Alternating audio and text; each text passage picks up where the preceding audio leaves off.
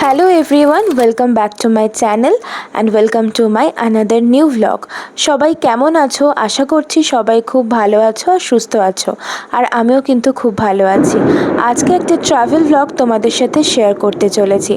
এই যে দেখতে পাচ্ছ ভিডিও দেখে যে আমরা হাওড়া স্টেশনে কিন্তু চলে এসেছি। আর আমরা ঘুরতে যাচ্ছি দার্জিলিংয়ের একটা অফবিট দাওয়াই পানিতে।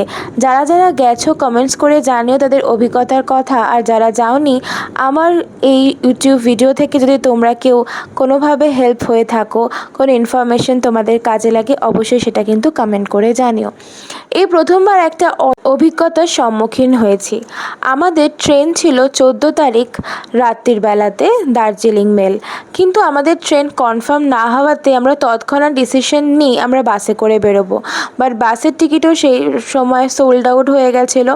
তাই আমার শ্বশুরবাড়ি হাওড়াতে ওই রাতটা স্টে করে পরের দিন বন্দে ভারতে করে আমরা কিন্তু রওনা হয়েছিলাম। আর ঘটনার চক্রে আমরা 6 জন ছিলাম, আর বন্দে ভারতে কিন্তু লাস্ট 6টা টিকিটই অ্যাভেলেবেল ছিল। তো হয়তো ভগবানের ইচ্ছা আর আমাদের যেই ভ্রমণ পিপাসু মন, এটার জন্যেই হয়তো সার্থক হয়েছে। আর বন্দে ভারত ট্রেনে আমরা কিন্তু এক্সিকিউটিভ লাউঞ্জে ভিজিট করেছিলাম।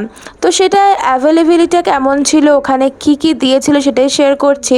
যেহেতু 15th অগস্ট ইন্ডিপেন্ডেন্স ডে ছিল বলে আমাদের প্রথমেই এই ফ্ল্যাগ দিয়েছিল, তারপরেই দিয়েছিল গোলাপ ফুল।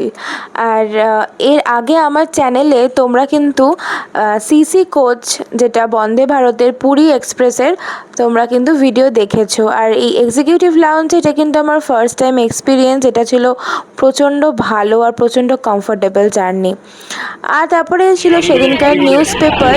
আর নিউজ পেপার পড়তে পড়তে কিছুটা তো টায়ার্ডও লাগছিলো, কারণ আগের দিন রাত্রে খুব একটা ভালো করে ঘুম হয়নি। আর তারপরে বাইরের দৃশ্যটাও দেখতে দেখতে বেশ অনেকটাই এগিয়ে গেছিলাম। আর তারপরে চলে এসেছিলো আমাদের ব্রেকফাস্ট, সরি চা ছিল প্রথমে, চায়ের সাথে বিস্কিট।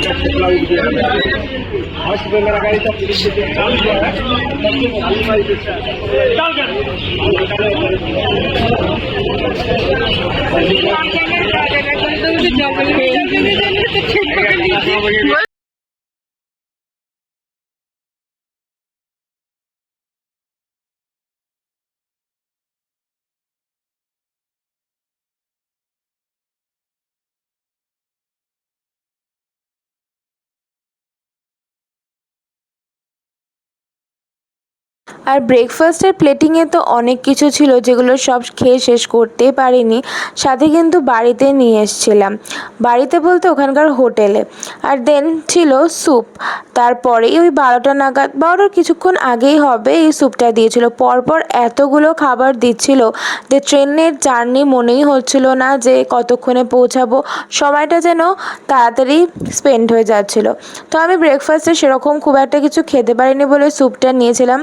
আর স্যুপের পরেই ওই 12টা নাগাদ কি 12:30 নাগাদ আমাদের লাঞ্চের থালি। এখন বাজে 1:30 আর আমরা জাস্ট পৌঁছালাম সবে এনজেপি স্টেশনে। ট্রেনটা একদম অন টাইম ছিল।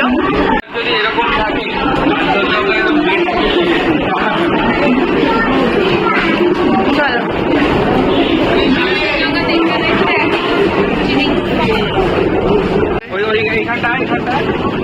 ট্রেন থেকে নেমে আমাদের কিছুক্ষণ ওয়েট করতে হয়েছিল আমাদের দাওয়াই পানি যাওয়ার ড্রাইভার দাদার সাথে। রাস্তায় 15th অগস্ট বলে এত জ্যাম ছিল যে ওনারও আসতে প্রচুর দেরি হচ্ছিল। আর তার জন্য আমাদের দোকানে কিছু কেনার ছিল, তো আমি সারো আর দিদিভাই মিলে সে দোকান থেকে কিছু কিনছিলাম। আর আমার আর দিদিভাইয়ের মনে হলো একটু পান খাবো, তো দুজনে পান নিয়ে নিলাম। আমাদের যে গাড়িটা করে দাওয়াই পানি যাওয়ার কথা আছে, সেই গাড়িটা আসতে বেশ অনেকটাই লেট করছে। এখন 2টো বেজে গেছে, আমরা তো 1:30টার সময় নেমেছি, এখনো আসেনি। আমরা পার্কিংয়ে ওয়েট করছি, দেখি কতক্ষণে আসে। ফাইনালি ওই 2:15-20 নাগাদ আমাদের ড্রাইভার দাদা এসে হাজির হয়েছে। আর বলছে রাস্তায় তো মারাত্মক জ্যাম। আমাদের যেটা 2-4 ঘন্টা লাগার কথা ছিল, সেটা তো আমাদের 6-7 ঘন্টা লেগে গেছিলো পৌঁছাতে। আর আমাদের ওই জার্নিটা খুবই বাজে ছিল, এতটা জ্যাম ছিল বলে। তো অতি কষ্টে আমরা এখন যাচ্ছি আমাদের ডেস্টিনেশন দাওয়াই পানি। তো জানি না কতক্ষণে পৌঁছাবো। যে গাড়িতে উঠেছি খুব কষ্টে সৃষ্টে বসে আছি, তার মধ্যে একজনের জ্বর হয়ে গেছে। আর ভালো লাগছে, কিন্তু খুব গরম, এতটা গরম এক্সপেক্ট করিনি আমরা। ঠিক আছে, তো ঠান্ডার দিকে যাচ্ছি, কিন্তু ঠান্ডা পাবো না। একটু পাহাড়টা দেখিয়ে দাও। ঠিক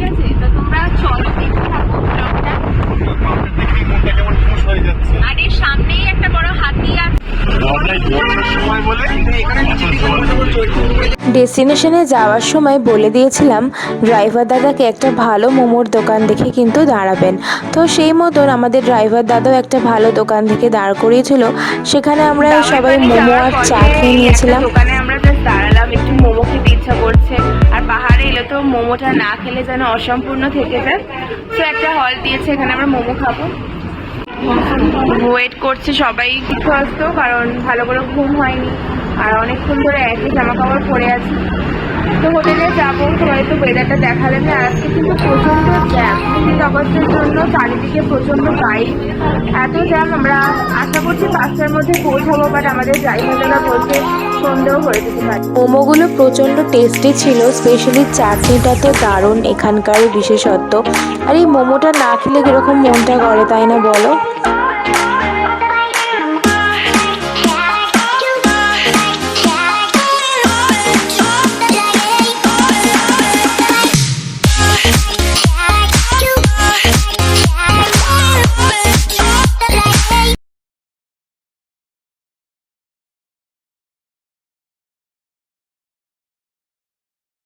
এতটাই জ্যাম যে আমরা মনে হচ্ছে মিক্স জ্যাম হয়ে যদি ব্রেড দিয়ে একটু খেতে পারতাম তাহলে একটু শান্তি পেতাম, কিন্তু সেটা তো উপায় নেই। প্রচণ্ড জ্যামে আমরা ফেসে গেছি, কতক্ষণে যে পৌঁছাবো আমরা বুঝতেই পারছি না।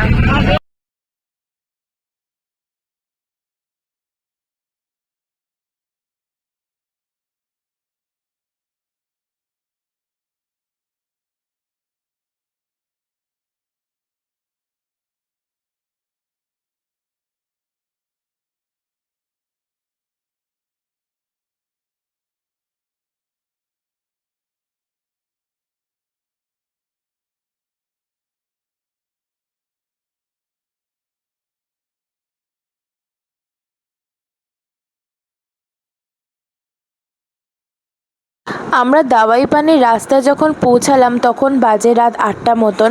আর রাস্তাটা তো ভীষণই খারাপ ছিল, আমাদের সবারই খুব ভয় লাগছিল যে ড্রাইভার দাদা ঠিকঠাক করে আমাদের নিয়ে যেতে পারবে কি না। কিন্তু দাদার হাত খুবই ভালো, আমাদের ঠিকঠাকভাবে নিয়ে গেছিলো। বসে আছে গাছের মধ্যে, চিন বসে রয়েছে, সে আবার কত রকম করে এগুলোকে ম্যানেজ করে দিচ্ছ।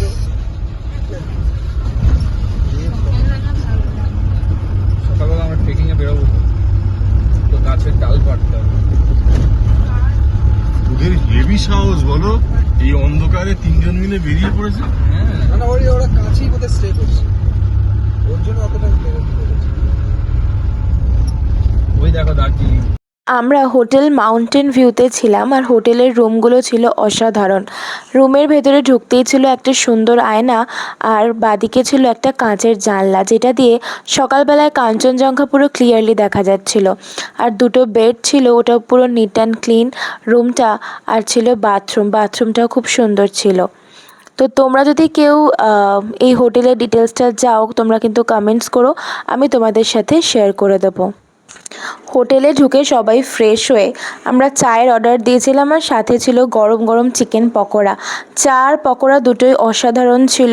এখন 10:30 মতন বাজে, আর আমরা যেহেতু হোমস্টেতে রয়েছি, হোমস্টের বাইরেটা সব ডিটেলটা কালকে তোমাদের সাথে শেয়ার করব সকালবেলায়। আর সেই জন্য এদের রুলস হচ্ছে 10টার মধ্যে ডিনার করে নেওয়ার। আমরা একটুখানি রিকোয়েস্ট করেছিলাম যাতে 10:30টার মধ্যে ডিনারটা করা যায়, সেটাই এখন আমরা যাচ্ছি নিচে ডিনার করতে।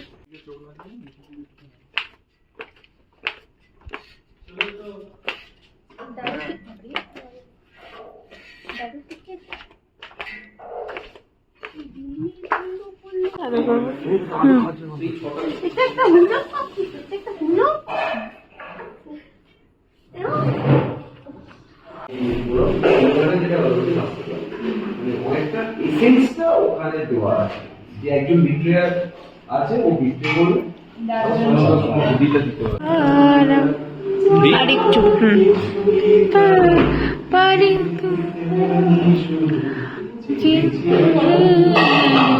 এ জীবন সারা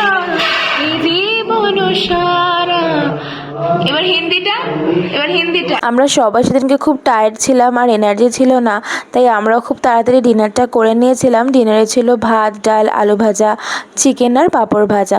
তো ভ্লগটা এখানে এন্ড করছি। কেমন লাগলো অবশ্যই কিন্তু কমেন্ট করে জানিও। আর সবাই খুব ভালো থেকো, সুস্থ থেকো, বাই।